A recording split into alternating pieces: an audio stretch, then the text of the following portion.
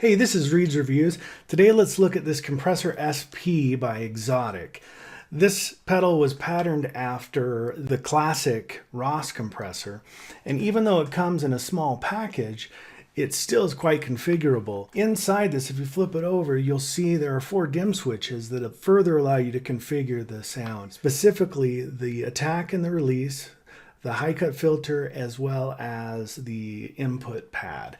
I'll go into what those are in a second and also show you the insides of this.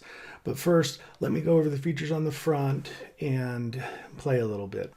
We have a boost that comes with this, which is really super nice. And then the blend is your typical wet and dry ratio.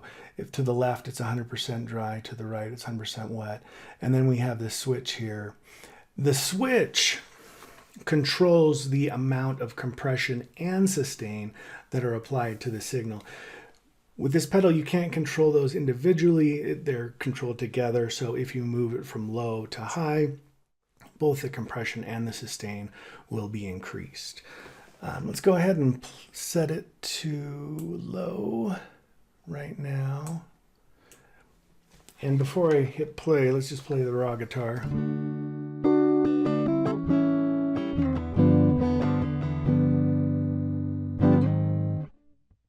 Now let's turn it on.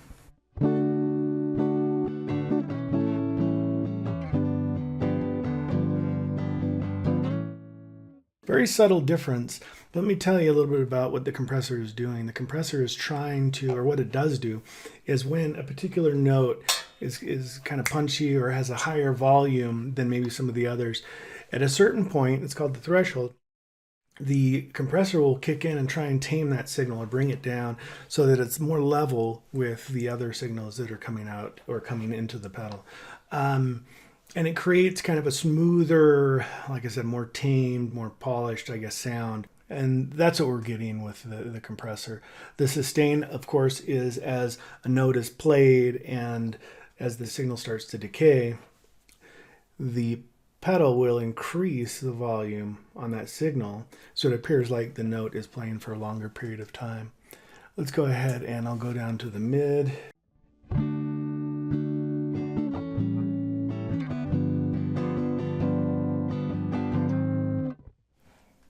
I'll do high.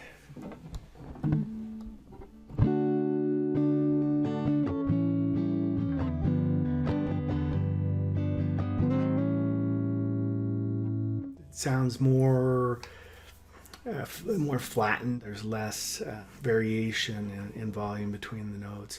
And the sustain, I'll play it here. You can hear that the sustain is really kicking in. It's going to go for a little bit. I don't know how long it'll go, but you'll probably get bored, so let me stop it. So that's kind of a neat feature. You can change it from low, mid, or high. And then we have this where we can move it, if we wanted to 100% the effect.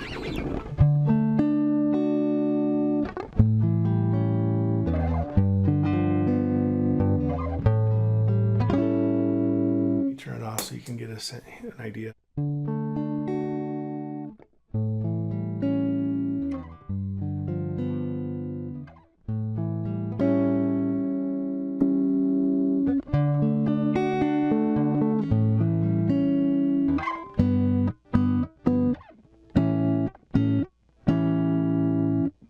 It's interesting. It does level the signals out, makes it sound in a way a little bit more full because of that.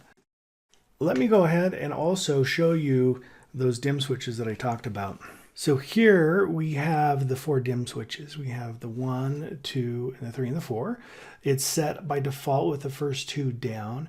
The first 2 control the speed of the attack as well as the release. And what this is the speed at which the compressor kicks in or tries to tame the sound, level it out, and also the release is the speed after the volume goes kind of below a certain threshold that the compressor will then release the sound to kind of the natural guitar signal.